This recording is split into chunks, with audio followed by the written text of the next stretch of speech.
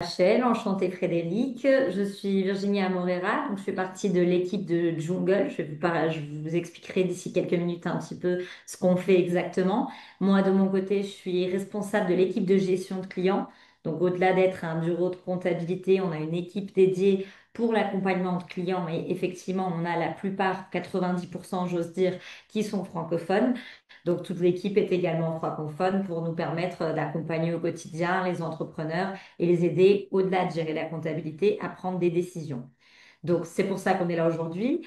Comme vous voyez par le titre, le sujet, c'est la comptabilité stratégique. Donc, comment transformer les chiffres en décisions intelligentes. Au Portugal, la comptabilité est obligatoire pour les sociétés, mais au-delà d'une obligation, donc c'est beaucoup plus que ça.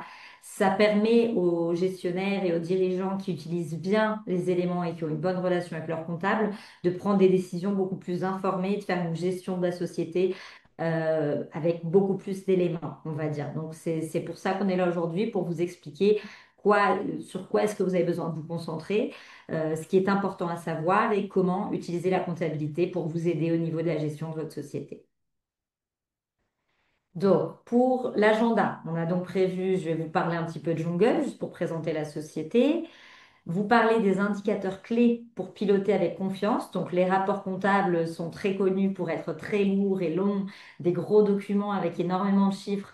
Donc, l'idée, c'est pas de tout regarder. La comptabilité organise tous les chiffres, mais tous les chiffres ne sont pas intéressants ou en tout cas pertinents pour prendre des décisions. Donc, c'est surtout ces indicateurs clés qui sont utiles et sur lesquels vous avez besoin de vous concentrer. En termes de décision stratégique pour la société, il faut aussi bien savoir et comment gérer, comment décider si vous préférez avoir une rémunération, surtout pour le gérant et pour les associés, ou recevoir des dividendes, ou comment faire certains investissements. Donc, je vais vous donner deux, trois points de référence pour vous aider à décider cela. Les différences entre le résultat comptable et le résultat fiscal, qui est souvent différent et les gens ne comprennent pas pourquoi. Et donc, comment optimiser la relation avec votre comptable pour profiter au maximum de tous ces éléments. Donc, comme je vous disais, Jungle est une société de comptabilité et fiscalité. On fait partie de la solution Team France Export au Portugal, la solution fait partie de Business France. Donc, on travaille en relation quotidienne avec l'ambassade de France pour proposer effectivement des solutions de comptabilité, fiscalité, conseil et payroll pour les sociétés qui sont installées au Portugal. Donc, souvent, on a des entrepreneurs français qui s'adressent à nous pour savoir est-ce qu'on peut également gérer leur société de France. Malheureusement, non. On est vraiment là et à disposition pour gérer tout ce qui est la liaison avec les entités portugaises et les accompagner dans la gestion des sociétés qui sont enregistrées au Portugal, qui ont un siège social local. Même si c'est donc une filiale, une succursale française, c'est possible, mais il faut vraiment que ce soit une société portugaise pour qu'on soit en mesure de vous accompagner. Donc, on a au-delà de l'accompagnement comptable, fiscal et payroll, comme je disais, une équipe dédiée, un service sur mesure et francophone qui garantit que, au-delà de toutes les obligations comptables et fiscales, et qu'on est le point de contact avec les autorités locales portugaises, qui garantit aux gérants des sociétés un accompagnement, une traduction, on va dire, de la loi et du langage comptable et fiscal portugais, et on peut vous aider à accompagner au quotidien. Jungle a 5 ans d'existence actuellement. On est 22 collaborateurs et bientôt 23 à la fin du mois. On a plus de 350 clients sociétés et travaille pour plusieurs secteurs d'activité différents. Donc, on n'est pas que ou dans la restauration ou dans le consulting. On est sur un très, très vaste marché, on va dire. Et plusieurs secteurs d'activité s'adressent à nous pour les accompagner, autant dans l'IT comme dans le textile, l'industrie. Il y en a pas mal au nord du Portugal.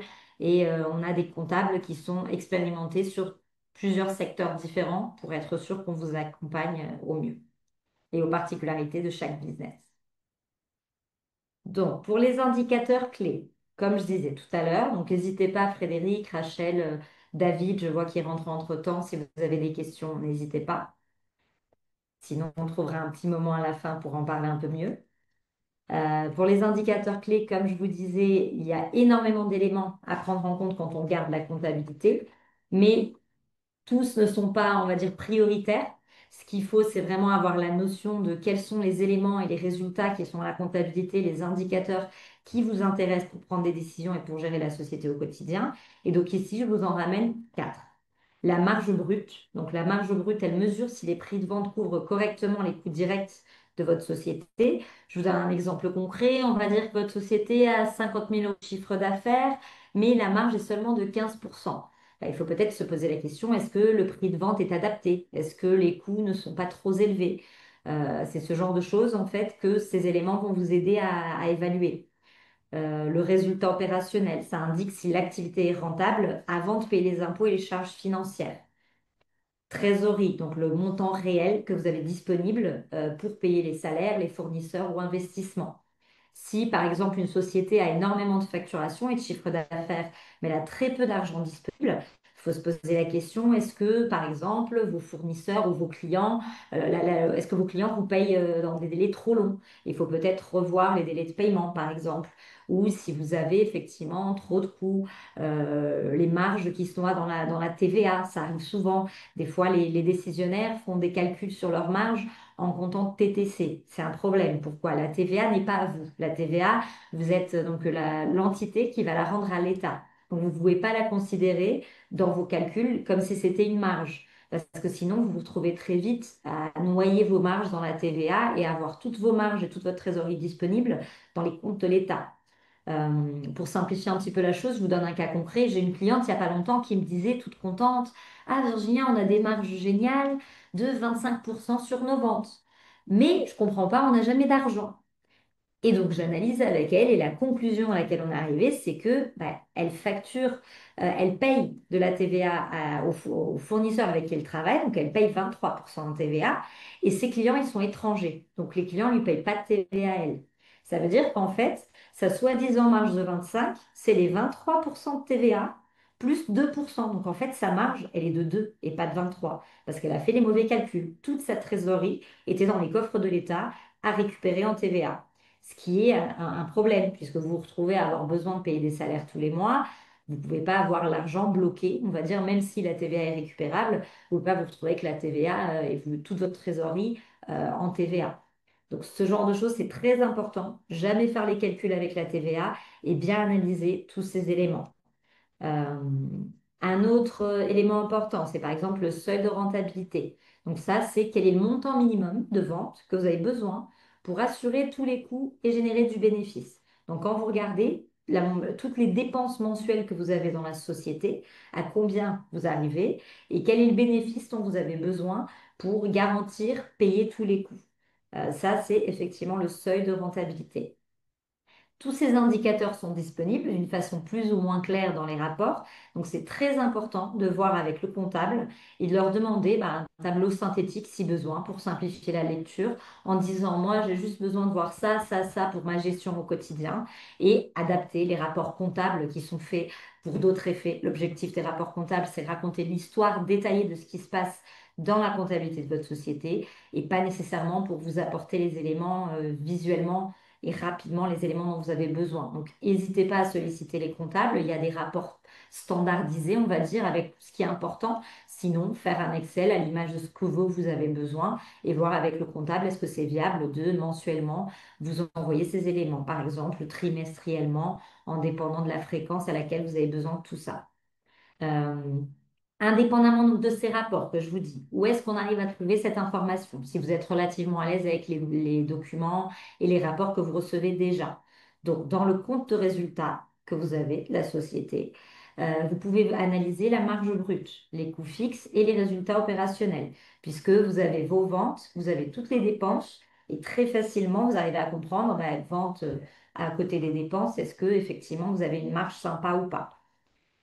Balance générale, elle sera suivre les soldes cumulés, les dettes et les créances. Donc, dans la balance, vous avez tous les fournisseurs, tous les clients, et vous arrivez à voir en détail qui vous doit de l'argent, combien, depuis quand. Donc, ce genre de choses. Qu'est-ce que vous avez encore à payer à vos fournisseurs pour vous donner une vision générale, indépendamment de l'argent que vous avez disponible. Quel est le point de situation? Parce que si on regarde par exemple que les relevés bancaires, vous voyez juste la trésorerie. Et la trésorerie, ça peut vouloir dire génial, j'ai beaucoup d'argent parce que j'ai déjà tout payé. Ou alors non, j'ai pas grand-chose parce qu'en fait j'ai 50 000 et j'ai des dépenses à la hauteur de 60. Donc c'est ce genre de choses qu'il faut regarder et comprendre à quoi sert chaque outil, chaque indicateur que vous devez analyser pour au quotidien être sûr que vous avez de la visibilité sur l'essentiel pour prendre des décisions autant de recruter comme de faire des investissements. Il faut avoir une vision réelle sur votre société. Et c'est vrai que des fois, les résultats comptables ne vous donnent pas assez d'éléments pour tout ça. Donc, il faut vraiment analyser tous ces détails pour avoir les lignes essentielles à prendre des décisions. Comme je vous disais, tous ces indicateurs vous permettent également de prendre des décisions. Donc, en termes de rémunération, quand on parle de salariés, il n'y a pas énormément de questions à se poser, puisque au Portugal, en tout cas, il y a des règles très bien définies où on sait déjà que le SMIC est à 870, que le salaire doit être sur 14 mois, combien sont les cotisations sociales. Donc, il y a des choses où on a très peu de marge pour décider ou pour flexibiliser un petit peu la gestion.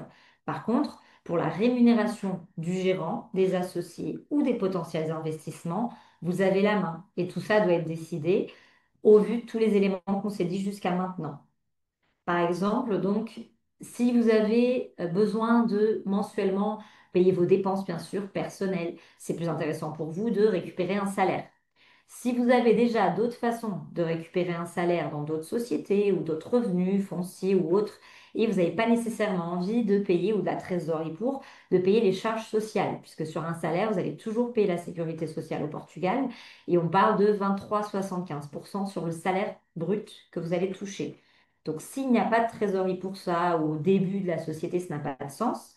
Pour les gérants, il n'y a pas de problème. Le gérant n'est pas obligé d'être rémunéré. C'est la grande différence relativement aux salariés. Un salarié, vous ne pouvez pas aujourd'hui lui dire tu touches 1000 euros, demain tu touches 800. Par contre, un gérant, il peut décider, au vu de la trésorerie, de ses objectifs, etc., s'il souhaite ou pas toucher un salaire et de combien.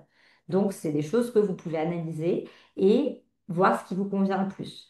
L'idéal, en réalité, c'est toujours de trouver un équilibre entre les salaires et les dividendes, si c'est possible. Pourquoi? Parce que les dividendes vont vous permettre de ne pas payer de cotisation et de quand même récupérer de l'argent. Par contre, vous pouvez récupérer des dividendes que après la fin de l'année fiscale. Donc, il faut fermer l'année fiscale, avoir du bénéfice, bien sûr, pour avoir un bénéfice que vous puissiez distribuer. Ce bénéfice, il sera taxé à une taxe autonome de 28%.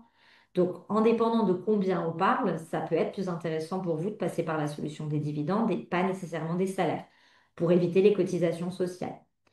Par contre, si on parle d'une société qui a énormément de bénéfices, on espère que oui, et qui a besoin de déduire, donc de baisser son bénéfice imposable, c'est plus intéressant pour vous de passer par des salaires parce que ça vous permet, un, de récupérer de l'argent avec plus de fréquence, et deux, de déduire cela du bénéfice imposable de la société. Alors que les dividendes, c'est non déductible puisqu'ils sont récupérés à la fin des fermetures de compte. Donc, après avoir déclaré vos comptes, payé l'impôt sur le revenu des sociétés, c'est à la fin de tout ça pour récupérer des dividendes.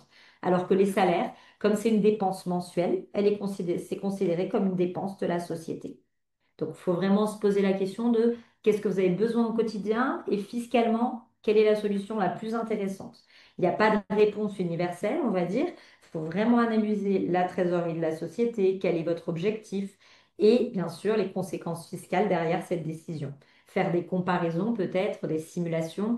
Si je récupère un salaire de X en comparant avec des dividendes, quelle est la différence à la fin de l'année en termes de trésorerie, combien d'argent j'ai de plus? Quelle est la différence pour la trésorerie de la société ou même pour mes impôts personnels? Il faut avoir cette vision globale pour être sûr que vous prenez la meilleure décision, en tout cas celle qui vous convient au vu de vos objectifs et trésorerie. En termes d'investissement, donc les investissements, ils peuvent être faits sous plusieurs formes. Imaginons que vous arrivez à octobre, vous avez énormément de bénéfices et vous dites, ah non, je vais payer beaucoup d'impôts. Au lieu de payer les impôts, bah, vous investissez dans des choses que vous avez besoin, ou pour moderniser, développer l'activité, ou des nouveaux produits, ou alors améliorer des process et d'avoir des solutions dans l'IT. Donc tout ça, ça va vous permettre de, au-delà de favoriser votre croissance, de minimum augmenter vos coûts et baisser le bénéfice imposable, et en dépendant de ce que vous décidez de faire, avoir des avantages fiscaux. Donc, j'ai déjà échangé il y a quelques semaines, je pense que c'était dans le webinaire d'il y a 2 mois, si je ne me trompe pas, Rachel, où j'ai donné quelques exemples d'avantages fiscaux que l'État portugais donne aux Oui, sociétés je me quand ils souviens, c'était il y a deux investissent. mois environ, oui. Voilà, quand ils investissent ou dans la tech ou recrutent des personnes très jeunes ou des personnes qui ont plus de 50 ans sont souvent au chômage. Donc il y a pas mal de bénéfices autant sociaux comme fiscaux en dépendant des décisions que vous prenez, des investissements que vous souhaitez faire. Par exemple, un cas facile à comprendre, si vous investissez dans des panneaux solaires, au-delà d'avoir moins de coûts d'électricité dans votre gestion quotidienne, c'est considéré un investissement et comme c'est tourné vers l'investissement durable, etc., la sustentabilité, le gouvernement portugais vous donne également des avantages en termes d'IRC. Donc les avantages peuvent aller sur une réduction d'impôts à payer, un crédit d'impôt. Bien sûr qu'il y a des règles, mais c'est intéressant puisque très souvent les investisseurs font des investissements sans avoir la notion que c'est possible de récupérer de l'argent ou d'avoir des avantages fiscaux là-dessus. Donc, si vous avez besoin de faire des investissements, n'hésitez pas à en parler à votre comptable et lui demander comment vous devez faire la chose, quel est le meilleur moment pour le faire au vu de votre trésorerie, des potentiels impôts à payer. Analysez bien tout cela, puisque l'objectif, c'est pas simplement de faire des dépenses. Si vous faites une dépense qui va simplement être déduite, l'avantage est intéressant mais un peu limité. C'est beaucoup plus intéressant pour vous si l'investissement que vous faites va vous permettre d'augmenter la société et en plus d'avoir des avantages fiscaux en termes d'imposition. Donc, essayez d'anticiper au maximum, de définir des objectifs clairs pour que dès que vous avez l'occasion, comprendre, OK, c'est le bon moment peut-être pour faire ce type d'investissement ou je préfère faire ça l'année prochaine et cette année, je paye quand même mes impôts puisque je prévois d'avoir plus de trésorerie. À vous de voir. C'est vraiment des décisions de gestion. Juste, c'est très important de savoir que ces outils existent, qu'il y a pas mal d'avantages et de choses disponibles qui peuvent vous aider à ne pas, on va dire, limiter vos investissements et la trésorerie de la société. Résultats comptables et résultats fiscaux. Donc, j'en parlais tout à l'heure. Pourquoi est-ce que c'est si important? En réalité, très souvent, les personnes pensent que c'est la même chose parce que la comptabilité est censée raconter l'histoire de ce qui se passe dans votre société. Donc, pourquoi est-ce que le résultat comptable devrait être différent du fiscal? En fait, c'est très simple parce que le résultat comptable, c'est l'histoire que vos ventes et vos factures de dépenses racontent. Donc, le comptable est obligé de classer toutes vos factures de vente et de dépenses dans la comptabilité, de réaffecter cette facture en disant c'est un achat, c'est le paiement d'un salaire d'un collaborateur. Donc, bien justifier et expliquer ce qui se passe. Quand on regarde un rapport comptable, on est censé comprendre ce qui se passe au quotidien dans la société. En termes fiscaux, c'est différent. Pourquoi? En fait, l'histoire que la comptabilité raconte n'est pas toujours considérée à 100% au niveau des impôts. Pourquoi? Je vous donne un exemple très concret. Vous achetez un véhicule de 100 000 euros en disant j'en ai besoin pour mon activité professionnelle, une Porsche. Je ne sais même pas si elle coûte 100 000 euros. Excusez-moi, messieurs, si ce n'est pas le cas, mais c'est un exemple. Vous achetez une Porsche. Est-ce qu'elle est vraiment essentielle au développement de l'activité économique? Bon, j'ai déjà eu des clients qui me disent que oui, parce que ça impacte l'image que les clients ont de vous, etc. Mais en réalité, par exemple, pour des livraisons ou autres, elle ne serait pas utile. Donc, elle peut être considérée comme un véhicule de la société. Le véhicule sera considéré dans les résultats comptables et dans tous les documents de la comptabilité. Par contre, fiscalement parlant, il y a des limites en termes de dépenses pour l'acquisition de véhicules. On parle de véhicules qui, normalement, la règle, ça va jusqu'à 50 000 euros pour que toutes les dépenses puissent être considérées au niveau des finances. Donc très vite, vous pouvez vous trouver avec un résultat comptable qui reflète exactement la performance de votre société. Donc toutes vos ventes, toutes vos dépenses, qu'elles soient justifiées ou pas, elles y sont. Du côté fiscal, c'est ajusté par les règles de l'administration fiscale, donc ça dépend du pays où vous déclarez, des règles et des charges que vous voulez passer. Donc certaines charges, comme ce cas que je viens de vous dire, ne sont pas déductibles et ont des limites. Donc quel est le risque si vous ne faites pas attention à ce genre de choses? Payer des impôts sur un bénéfice différent du résultat comptable. Vous pouvez être en perte comptablement parlant, puisque vous avez eu plus de dépenses que de facturation. Par contre, du côté du résultat fiscal, certaines de ces dépenses n'ont pas été prises en compte.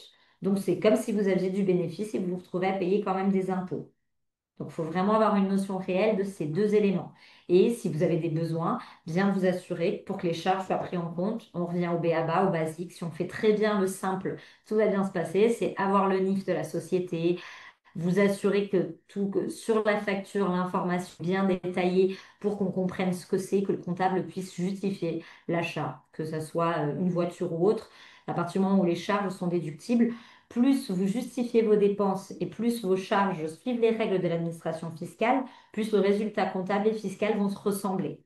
Et l'idéal pour des sociétés structurées, effectivement, c'est que les deux résultats soient très, très similaires et qu'il y ait des différences pas représentatives. Donc, s'il n'y a pas énormément de différences, en réalité, le risque de payer des impôts différents de ce que vous attendez est de moins en moins réel.